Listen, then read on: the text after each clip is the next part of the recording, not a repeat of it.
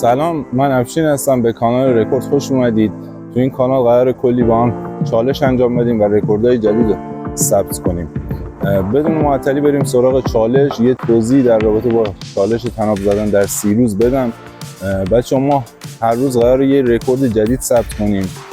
خود من اولین روز با 50 تا طناب شروع کردم و تصمیم گرفتم که هر روز 20 تا به این تعداد اضافه کنم. مثلا روز دوم بشه 70 تا، روز سوم 90 تا و امروز که روز دهمه 230 تا باید طناب بزنم و همینطور تا روز سیوم که میرسه به 630 تا. این تعداد میتونه برای هر کسی متفاوت باشه و بستگی به آمادگی جسمانیش داره و اینکه برای خودش چه هدفی رو بذاره. بچه‌ها من تو این 10 روزی که گذشت متاسفانه به علت مشغله کاری که داشتم نتونستم 4 روز از این چالش رو انجام بدم، ولی خب این باعث نشد که انگیزه‌مو از دست بدم و کارم متوقف کنم و امروز روز دهمه و اومدم اینجا که ادامه چالش رو با هم انجام بدیم. یه نکته بگم، اگه کانالم رو دوست دارید سابسکرایب کنید، اگه ویدیوم رو دوست دارید لایک کنید، چون حمایت شما باعث میشه که من انگیزه بیشتری بگیرم و بتونم ویدیوهایی با کیفیت بالاتری براتون ضبط کنم. خب بچه‌ها امروز روز دهمه و من اومدم رکورد 230 تا رو ثبت کنم. قبل از اینکه بیام این ویدیو رو ضبط کنم من حدود 5 کیلومتر دویدم و الان تقریبا با آمادگی کامل اینجا هستم. شما هم اگه تونستین یه تایمی رو حتما اختصاص بدین قبل از اینکه میان رکورد رو ثبت کنید، یه مقدار ورزش کرده باشین که با آمادگی کامل انجامش بدید. خب بچه‌ها مثل همیشه قبل از اینکه شروع کنیم به طناب زدن یه مقدار گرم میکنیم. بریم برای گرم کردن. با حرکت پروانه شروع میکنیم. آماده اید؟ بریم. 1 2 3 1 2 3 4 5 6 7 8 9 10. حالا درجا میزنیم. میریم برای زانو بالا. 1 2 3 4 5 6 7 8 9 10.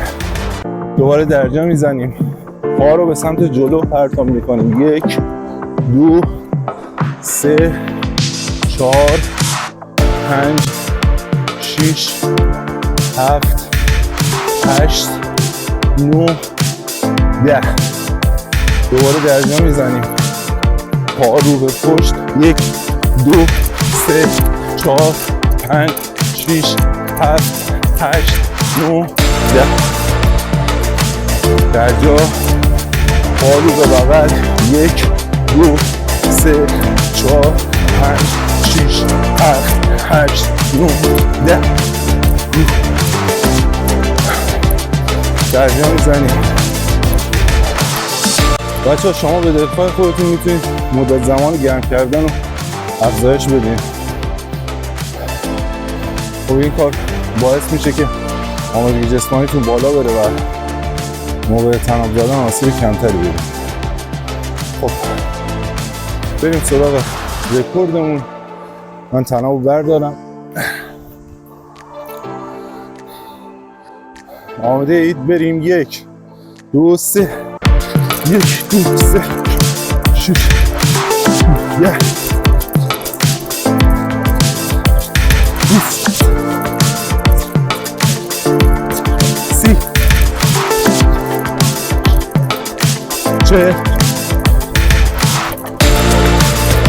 50 60 70 80 90 100 10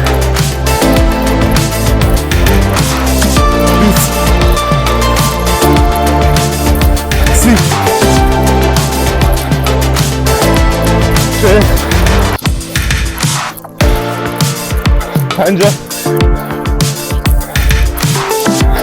60 70 80 90 100 10 20 30